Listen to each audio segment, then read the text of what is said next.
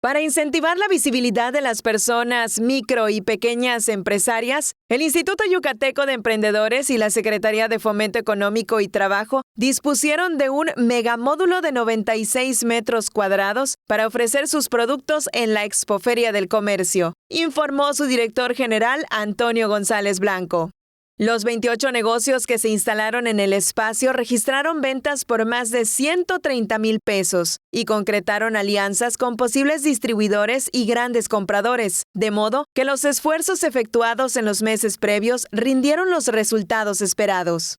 Derivados de miel, las tradicionales salsas de chile habanero y cervezas artesanales fueron algunos de los bienes que acercaron a los visitantes los emprendedores de Mérida, Concal, Tecash, Junucmá, Sotuta, Peto, Izamal, Valladolid, Ticul y Tequit.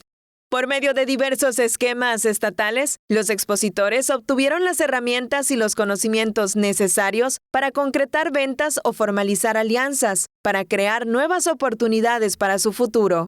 Tele Yucatán te informa. Tele Yucatán te informa. Lunes a viernes, 3 de la tarde. Síguenos.